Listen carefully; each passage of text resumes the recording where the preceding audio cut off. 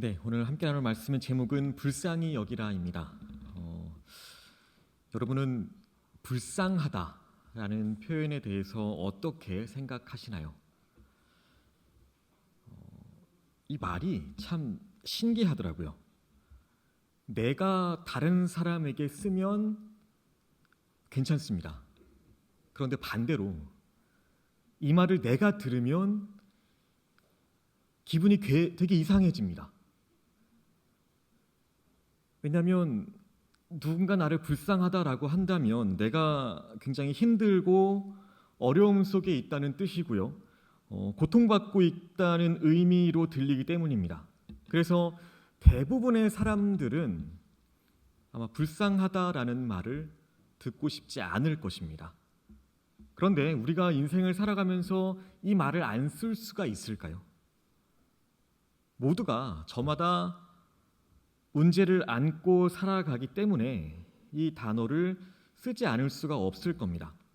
성경을 보면 수많은 사람들이 예수님 앞에 문제를 가지고 나왔습니다. 다들 정말 너무나도 간절하고 너무나 절박한 심정으로 예수님 앞에 왔습니다. 귀신이 들렸거나 아프거나 또 사고를 당했거나 죽었거나 저마다 정말 가슴 아픈 사연과 상황 때문에 예수님께 나와왔습니다. 마태복음 9장에 보면 두 맹인이 예수님의 소식을 듣자마자 소리치며 부르짖는 장면이 나옵니다. 이들에게 있어서 두 눈으로 보게 된다는 것, 이것은 아마 그들 인생 최대의 소망이자 기쁨일 것입니다. 그래서 언제 또다시 이런 기회가 있을지 모르기 때문에 정말 간절한 마음으로 소리칩니다. 마지막 기회라는 마음으로 그렇게 예수님을 향해 소리 지릅니다. 다윗의 자손이여 우리를 불쌍히 여기소서. 계속해서 외칩니다. 수많은 사람들에게 둘러싸인 예수님이 이 소리를 들으십니다. 그리고 이 맹인들의 소원을 들어주십니다. 예수님께서 이들을 불쌍히 여기셨기 때문입니다. 또 마태복음 15장에는 귀신 들린 딸을 위해서 간구하는 가나안 여인이 나옵니다. 이 여인도 예수님께 소리칩니다. 주 다윗의 자손이여 나를 불쌍히 여기소서. 나를 좀 안타깝게 여겨달라는 것입니다. 내 상황이 정말 죽을 것 같으니 제발 나 좀 살려달라는 외침이었습니다. 어린 딸에게 귀신이 들렸습니다. 부모 입장에서 바라볼 때 얼마나 고통스러울까요? 수많은 방법을 동원해봤지만 통하지 않았고 매일같이 그 귀신 들린 딸을 지켜봐야 하는 그 엄마의 마음, 정말 갈기갈기 찢기는 심정이었을 것입니다. 그래서 예수님께서 오셨다는 말에 한 걸음에 달려가서는 부르짖었습니다. 이 여인도 마찬가지로 수많은 사람들에게 둘러싸인 예수님께 자신의 목소리가 닿기 위해서는 크게 외치는 수밖에 없었습니다. 그것도 절박하게 나를 좀 불쌍히 여겨달라는 그 간절한 마음으로 외쳤습니다. 그리고 예수님은 이 여인을 보시고 믿음으로 나온 이 가나안 여인의 문제를 해결해 주십니다. 여인의 불쌍함을 아시고 그 마음의 소원을 이루어 주셨습니다. 이번에는 귀신 들린 어린 아들을 데리고 온 아버지의 간구함입니다. 마태복음 17장인데요. 여기에는 귀신이 아들에게 들러붙어서 불에도 넘어뜨리고 물에도 빠지게 하는 그런 상황에 처한 아버지가 나옵니다. 아버지는 예수님을 보더니 또 이렇게 고백합니다. 주여 내 아들을 불쌍히 여기소서. 어린 아들이 귀신 들려서 정말 심한 고통을 당하고 괴로우니까 제발 내 아들을 살펴주시고 고쳐달라는 그런 간구입니다. 어린 아들에게 귀신이 들러붙어서 나오질 않으니까 주님께서 제발 해결해 주세요라는 외침입니다. 여기서도 예수님은 귀신을 쫓아내 주시고 아들을 온전한 상태로 만들어 주셨습니다. 아버지가 가지고 있던 그 일생의 소원을 해결해 주신 것입니다. 왜냐하면 그 아들이 불쌍하셨기 때문입니다. 지금까지 보았던 이 사건들 속에는 여러 가지 공통점이 있습니다. 그 중에서도 가장 핵심이 되는 것은 바로 이 불쌍히라는 단어에 있습니다. 문제를 가지고 온 모든 사람들이 공통적으로 했던 말입니다. 그들은 모두 예수님께 자신을 불쌍히 여겨달라라고 말합니다. 예수님의 긍휼과 사랑을 의지해서 간구한 것입니다. 저의 이러한 안타까운 현실을 돌봐주시고 제발 해결해 주세요. 이런 마음가짐으로 간구했다는 것입니다. 그리고 이러한 모든 안타깝고 불쌍한 사람들의 소원을 예수님께서는 응답해 주셨고 해결해 주셨습니다. 그들의 가장 큰 소원을 다 들어주신 것입니다. 병에서도 고침받았고요. 귀신에서도 해방됐고요. 고통에서 자유하게 되었습니다. 즉 예수님께서 그들을 고통에서 구원해 주신 것이고요. 이것은 십자가의 구원을 예표하고 있는 것입니다. 모든 것은 예수님의 구원 역사를 바라보도록 이끌기 때문입니다. 그래서 오직 예수님만이 구원자이시고 해결자이시며 죄와 모든 죽음의 문제를 해결해 주는 그런 분이시라는 것입니다. 우리는 믿음으로 구원을 받아서 죄에서 자유하게 되었고 죽음에서 해방되었습니다. 그리고 악한 영들을 물리칠 수 있는 권세를 얻은 사람들입니다. 이것은 예수님의 사랑과 긍휼하신 그 성품 때문에 가능한 것입니다. 다시 말씀드리면 이것은 예수님께서 우리를 불쌍히 여겨주셨기 때문입니다. 우리의 구원자이신 예수님께서 우리를 불쌍히 여겨주셨기 때문에 우리가 이러한 은혜를 누리고 역전된 인생을 살 수 있게 된 것입니다.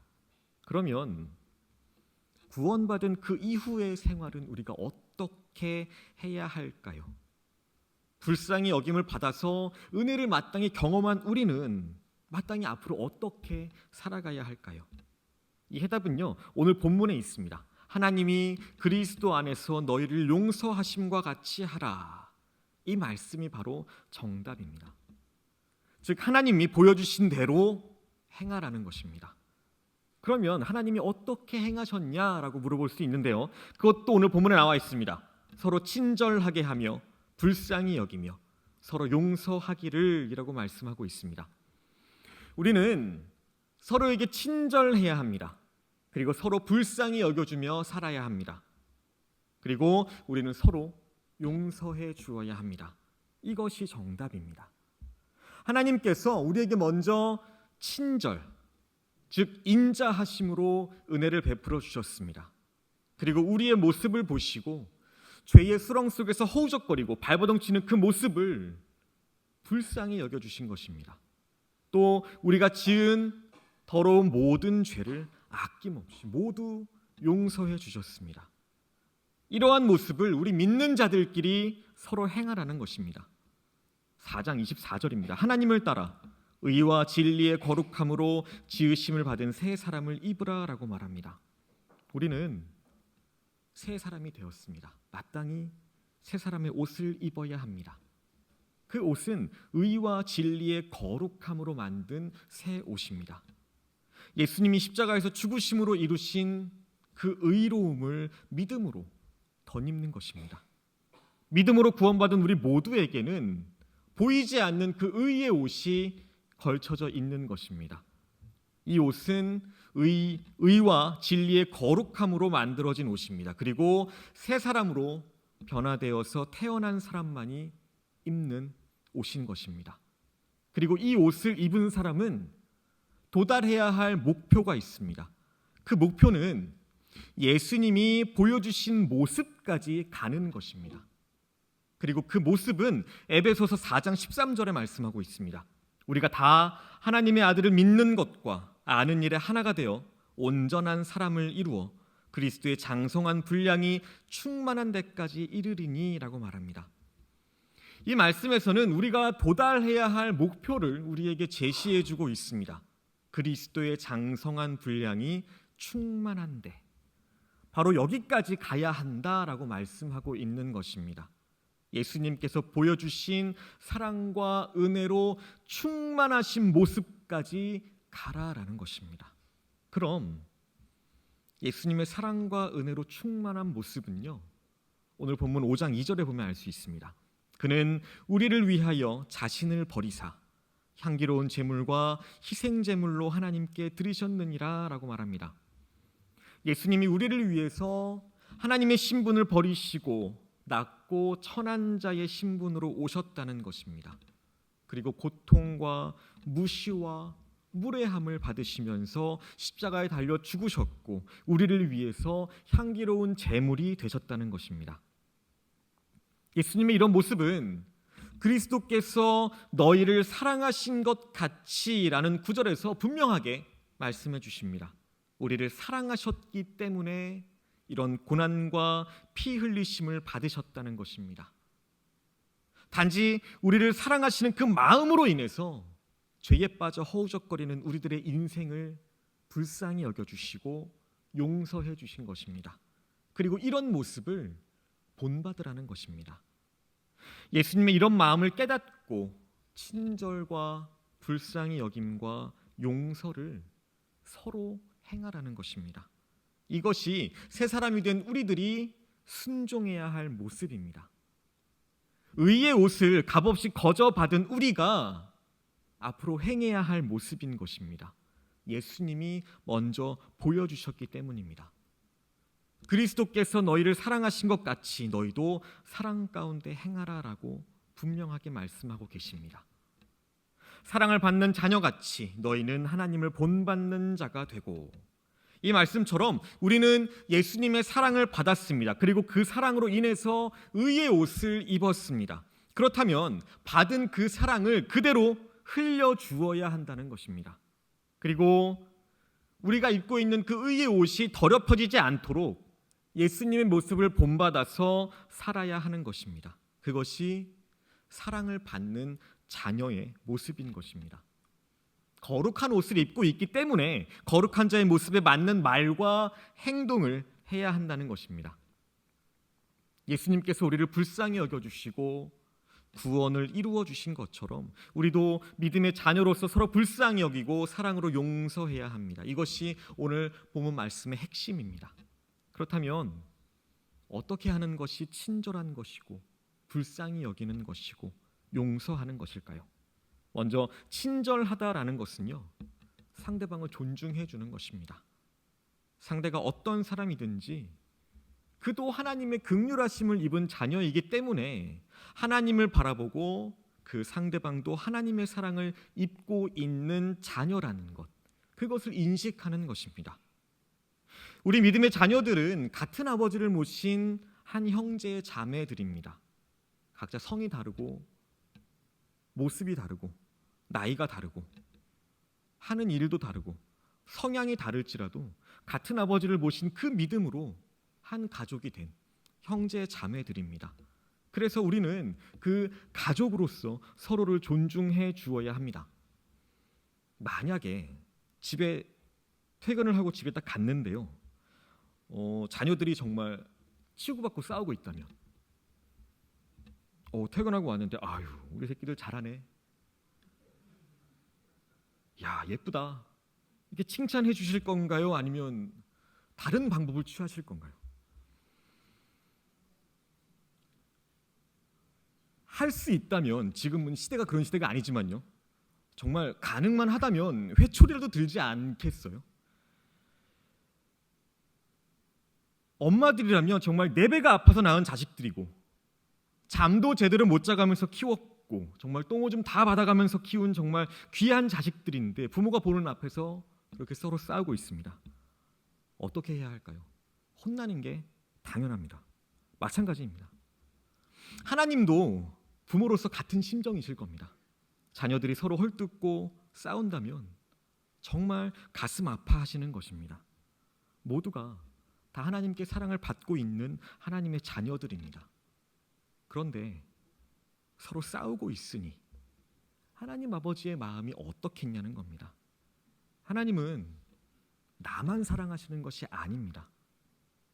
나와 상처를 주고받고 있는 그 사람, 그 집사님, 그 권사님, 그 장로님, 그분도 하나님께서는 사랑하고 계십니다. 하나님 아버지의 마음을 안다면 우리는 서로 존중해주고 친절하게 대해야 하는 것입니다. 친절은 곧 한 아버지의 자녀들답게 서로 존중하면서 예의를 갖추는 것입니다. 그러면 불쌍히 여긴다라는 건 무엇일까요? 아까 처음에 말씀드린 것처럼 남에게 하면 괜찮은데 내가 들으면 정말 기분 나쁜 표현입니다.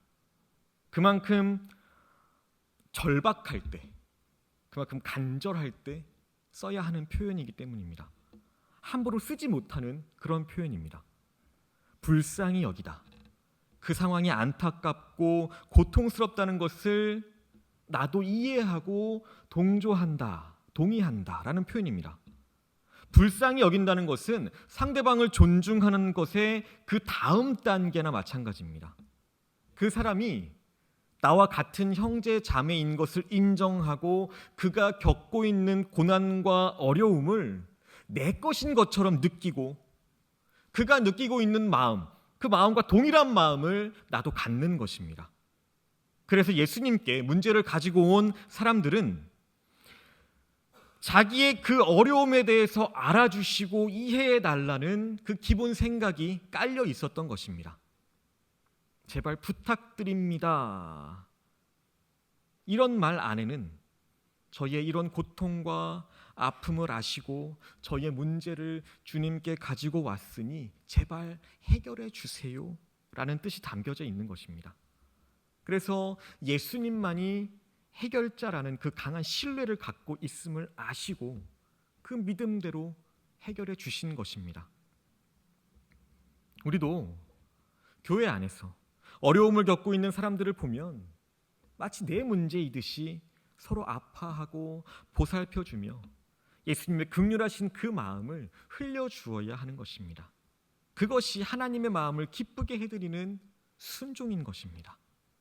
우리는 많은 긍휼함과 불쌍히 여김을 형제 자매들에게 흘려주어야 합니다. 우리가 먼저 불쌍히 여김을 받았습니다. 그래서 예수님의 마음으로 불쌍히 여겨야 하는 것입니다. 세 번째로 용서하는 것은 무엇일까요?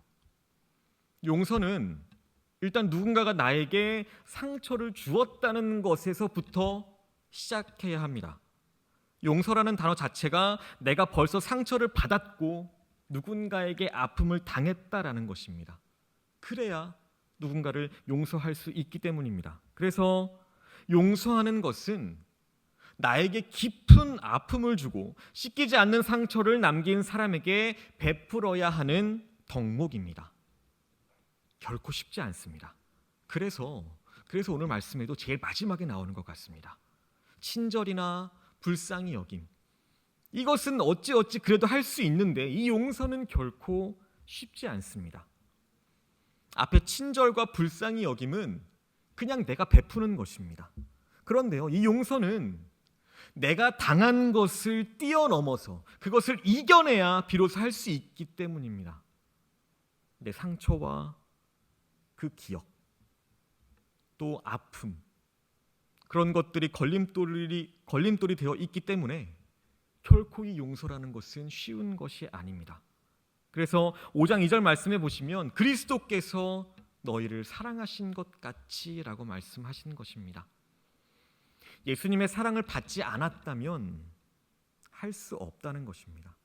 이 용서라는 것이 예수님의 사랑 없이는 불가능하다라는 것입니다. 그래서 예수님의 사랑을 받고 있는 우리는 예수님의 말씀으로 이겨낼 수 있고 성령님이 인도하심으로 그 용서를 행할 수 있다라는 것입니다. 저 사람은 절대 용서할 수 없어라는 그런 생각에서 저 사람도 천국에서 볼 건데 나나 저 사람이나 다 똑같지 뭐. 생각의 변화, 그렇게 조금씩 이겨내 나가는 겁니다. 하나님의 용서하심 때문에 이런 일들이 가능합니다. 즉 예수님의 십자가 사건으로 보여주신 그 용서 때문에 우리가 용서할 수 있다는 것입니다. 그래서 오늘 말씀처럼 하나님이 그리스도 안에서 너희를 용서하심과 같이 하라라고 말씀하셨던 것입니다. 그리스도의 마음과 용서하심을 우리가 입었으니까 우리도 용서해야 한다, 우리도 할 수 있다라는 말입니다. 지금 이 말씀을 듣고 생각나시는 분이 있다면 그분을 향해서 축복하셨으면 좋겠습니다. 용서를 못 하시겠다면 그 사람을 생각하시면서 그가 받을 수 있는 복들을 위해서 기도해 주시기를 소망합니다. 결코 쉽지 않을 겁니다. 하지만 용서할 수 없는 그 사람에게 축복해 주는 것입니다. 이것은 곧 우리를 위하여 자신을 버리사라고 말씀하신 것과 같이 우리들 자신을 버리는 것입니다. 내 자신을 버려야 합니다. 내 속에 있는 상처들, 아픈 기억들을 버리시기를 소망합니다. 가지고 있어봐야 필요 없는 그런 아픈 기억들까지 다 버리시길 소망합니다. 버리기 어렵고 자꾸 계속해서 반복적으로 기억이 나신다면 잊게 해달라고 기도하시기 바랍니다. 하나님께서 우리에게 한 단계 더 성숙한 믿음을 소유할 수 있도록 저를 인도해달라고 그렇게 기도하시기를 소망합니다. 또한 용서할 수 있는 마음을 가질 수 있도록 그 상황과 환경을 위해서 기도하시기를 소망합니다. 하나님께서 반드시 해결해 주실 것입니다. 우리를 불쌍히 여겨주셨던 그 하나님께 이런 기도의 제목들을 붙들고 불쌍히 여겨달라고 기도한다면 반드시 해결해 주실 것입니다. 용서는 쉽지 않습니다. 세월이 약이라고는 하지만 어떤 것은 약으로도 해결되지 않습니다. 계속 생각이 나서 잊혀진 것 같다가도 은혜를 받을 만하면 다시 나타나서 괴롭게 합니다. 이것은 영적인 공격입니다. 영적으로 굳건해지려는 것을 막는 것입니다. 용서하려는데 자꾸 방해하는 것이 있다면 예수 그리스도 이름으로 선포하시고 내쫓으시기를 소망합니다. 믿음으로 선포하시고 또 담대히 물리치시기를 소망합니다. 오늘 본문에서 말씀하고 있는 핵심은 예수님으로부터 불쌍히 여김을 받은 자는 동일하게 형제자매들을 불쌍히 여겨야 한다는 것입니다. 즉 사랑을 받은 자로서 그리고 사랑을 받고 있는 자로서 또한 앞으로도 계속해서 사랑을 받을 자녀로서 우리 하나님이 기뻐하시고 원하시는 순종을 해야 한다라는 것입니다. 그것은 곧 예수 그리스도의 장성한 분량이 충만한 데까지 도달할 수 있는 것이고요. 새 사람의 옷을 입은 자의 모습이라는 것입니다.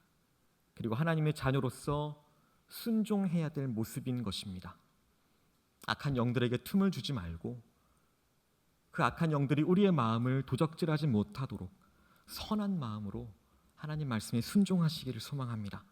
그 선한 마음, 그 마음은 곧 예수 그리스도의 마음이고요.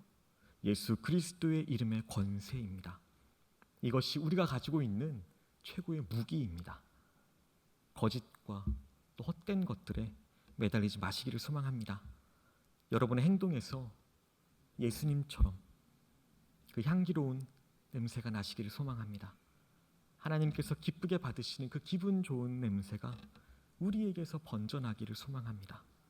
예수님께서 희생제물이 되셨듯이 우리도 내 자신을 버리고 그리스도의 향기를 내뿜는 그런 하나님의 자녀들이 되시기를 예수님의 이름으로 소망하고 축복합니다.